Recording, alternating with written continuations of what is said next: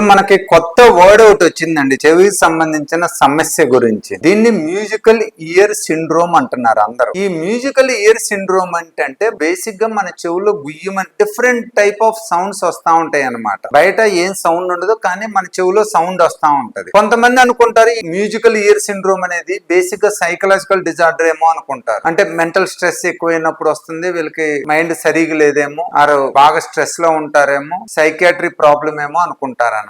చాలా మందిలో musical year syndrome అంటే చెవులో మ్యూజిక్ రావటం బయట లేకుండా, ఇది ఎక్కువ మందిలో వినికిడి లోపం ఉన్న వాళ్ళలో వస్తుంటదండి. వినికిడి లోపం, హియరింగ్ లాస్ జిస్మే సున్నాయి కమ్ అవుతాయి, ఉస్మే ఏ ప్రాబ్లం ఆనే కా ఛాన్సెస్. ఇప్పుడు ఎవరికైతే వినికిడి తక్కువ ఉందో ఆ వినికిడి తక్కువ ఉన్న వాళ్ళు ఏంటంటే బేసిక్ గా బయట నుంచి సౌండ్ రాకపోవటం వలన మన బ్రెయిన్ లో ఆడిటరీ కార్టెక్స్ అని ఉంటది. ఈ ఆడిటరీ కార్టెక్స్ కి బోర్ కొడతా ఉంటది, ఆర్ హైపర్ యాక్టివ్ అవుతుంటది. ఇప్పుడు ఏం పని లేని వాళ్ళు ఏదో ఒకటి చేస్తున్నట్టు అట్లా. దానికి ఏంటంటే ఏం పని లేకపోయేటప్పటికి అక్కడ నుంచి సమ్ అబ్నార్మల్ ఫైరింగ్, ఎస్పెషలీ ఇంతకు ముందు ఎప్పుడైతే మన బ్రెయిన్ లో కొన్ని సౌండ్స్ రీస్టోర్ అయ్యి ఉంటాయో, మనకి ఎక్కువ మెమరబుల్ గా ఉంటాయో, ఎక్కువ ఇష్టంగా ఉంటాయో, అవన్నీ కూడా మళ్ళీ మనకి బ్రెయిన్ లో మనకి హైపర్ యాక్టివిటీ ద్వారా ప్రొడ్యూస్ అవుతాయి అనమాట. అప్పుడు ఏంటంటే మనకి బయట సౌండ్ ఉండదు కానీ లోపల మనకు తెలిసిన సౌండ్లు అనేవి అవుతా ఉంటాయి. సో ఈ ఆడిటరీ కార్టెక్స్ కి బేసిక్ గా సౌండ్ వెళ్ళకపోవటం వలన మన చెవులో వినికిడి లోపం వచ్చి అప్పుడు ఈ మ్యూజిక్స్ ఆర్ డిఫరెంట్ సౌండ్స్ వచ్చి దాన్ని మనం మ్యూజికల్ ఇయర్ సిండ్రోమ్ అంటాం. ఇది చాలా సింపుల్ అండి ట్రీట్మెంట్ తీసుకుంటే. బేసిక్ గా ఎవరికైతే వినికిడి లోపం ఉంటుందో ఆ వినికిడి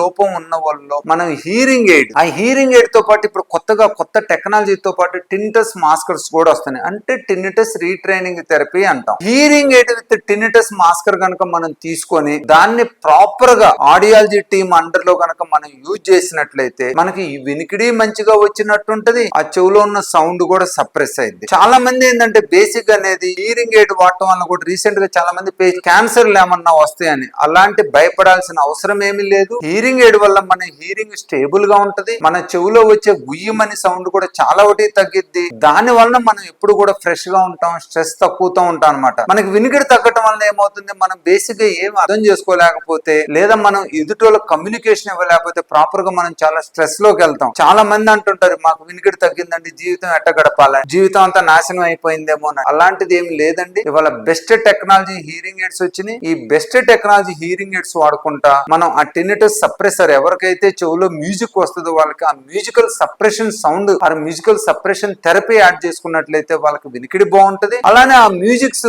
ఆ ఫీలింగ్ కూడా మనకు పూర్తిగా తగ్గిపోయింది అనమాట. అలాగే వీలైనంత తోటికి స్ట్రెస్ లేకుండా చూసుకోవాలి. ఆహార విషయాల్లో కూడా ఆల్కహాల్ తీసుకోవద్దు, కాఫీ టీ కూడా తీసుకోవద్దు, ఉప్పు తక్కువ తినండి. అంటే హెల్తీ డైట్ కి వెళ్ళాలి. More of green vegetables, non veg తీసుకున్నా కూడా ఎక్కువ మసాలాలు లేకుండా తీసుకోండి. అలానే కొంచెం నీళ్లు కూడా ఎక్కువ సార్లు తాగుతా ఉండండి. మన బాడీ ఎప్పుడు హైడ్రేషన్ లో ఉండాలన్నమాట. స్ట్రెస్ లేకుండా చూసుకుంటా, బాడీని హైడ్రేట్ చేసుకుంటా, masala, oil, inflammatory food materials అంటాం వీటన్నిటిని, కారము, మసాలా, ఆయిల్ మన బాడీలో ఇన్ఫ్లమేషన్ కూడా ఇంక్రీజ్ చేస్తుంటాయి, ఎస్పెషల్లీ స్టమక్ లో. ఎందుకంటే gut healthiness is body healthy అంటారు. ఇప్పుడు మన గట్ లో కనుక హెల్తీగా ఉన్నట్లయితే, హెల్తీ బ్యాక్టీరియా ఉన్నా, హెల్తీ మ్యూకోజా ఉన్నా కూడా మన బాడీ కూడా, మన శరీరం కూడా ఆరోగ్యంగా ఉంటది అన్నమాట. సో స్ట్రెస్ తగ్గించుకొని టయానికి అన్నం తింటా, టయానికి నిద్రపోతా, ఫుడ్ కూడా మంచి ఆహారం తీసుకుంటా, గ్రీన్ వెజిటబుల్స్, నాన్ వెజిటేరియన్ తీసుకున్నా కూడా ఒక మోతాదులో తీసుకుంటా, మనం గనక కొంచెం యోగా చేసుకుంటా, ఎస్పెషల్లీ మీరు చలిగాలికి ఎక్స్పోజ్ కావద్దు, అలానే లౌడ్ నాయిస్ కి ఎక్స్పోజ్ కావద్దు. చక్కగా మీరు హైదరాబాద్ లోనే బేగంపేటలో ఉన్న ఏషియన్ ఈఎన్టీ కేర్ సెంటర్ కి రండి.